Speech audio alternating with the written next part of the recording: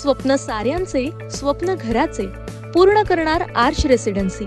Neral railway station पासून हाकेच्या अंतरावर सुरू असलेला गृहप्रकल्प, दर्जेदार बांधकाम, अत्याधुनिक सुविधा, उत्तम कनेक्टिव्हिटी, निसर्गाच्या कुशीत पर्यावरणपूरक गृहप्रकल्प म्हणजे आर्च रेसिडेन्सी।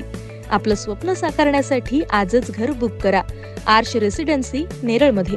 अधिक माहिती आणि बुकिंगसाठी संपर्क 8317230123। जगप्रसिद्ध थंड हवेचं ठिकाण असणाऱ्या माथेरान घाटात आज बर्निंग कारचा थरार पाहायला मिळाला। माथेरान फिरण्यासाठी आलेल्या पर्यटकांच्या वाहनाला घाट चढत असताना अचानक आग लागली।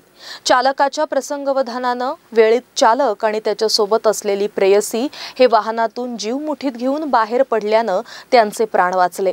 घटनास्थळी नेरळ पोलीस हजर झाले होते, तर दोन्ही बाजूकडील वाहतूक रोखण्यात आल्यानं घाटात पर्यटकांच्या वाहनांची लांबच लांब रांग लागली होती।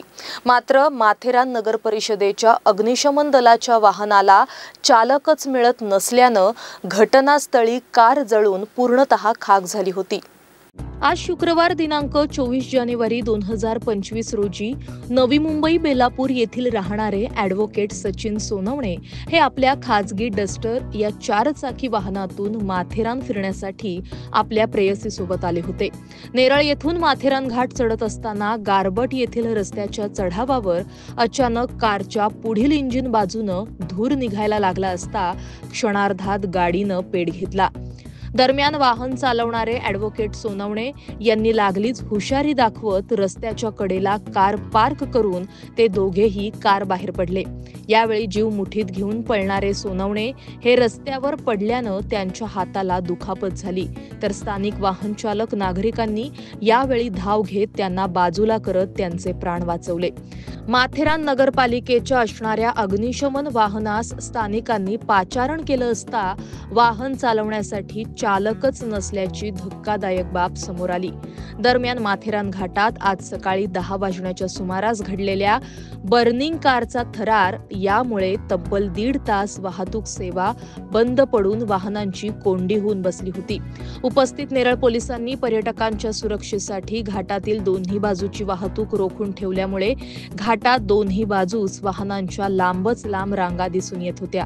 माथेरान फिरण्यासाठी आलेल्या पर्यटकांनी वाहनातून उतरून बर्निंग कारचा थरार पाहण्यासाठी रस्त्यावर एकच गर्दी केली होती।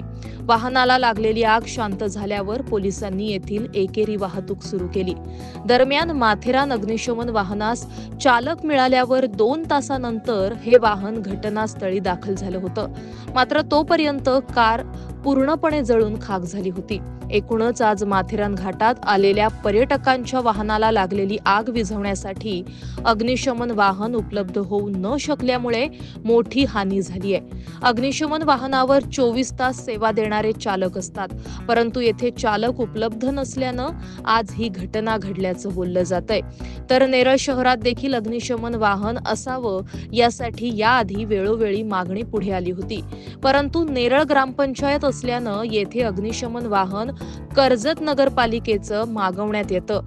त्यामुळे येथे आगीची एखादी दुर्घटना घडली तर घटनास्थळी वाहन पोहोचण्यासाठी 1 ते 1.5 तासाचा वेळ लागतो। त्यामुळे येणाऱ्या काळात नेरळ शहराला अग्निशमन वाहनाची आवश्यकता असल्याचं पुन्हा समोर आलंय। आज हेच नेरळ शहराला अग्निशमन वाहन असतं तर घटनास्थळी हे वाहन 10 मिनिटात पोहोचलं असतं, म्हणून येथील स्थानिक वाहन चालक सांगत आहेत। महाराष्ट्र न्यूज 24 साठी अजय गायकवाड, कर्जत।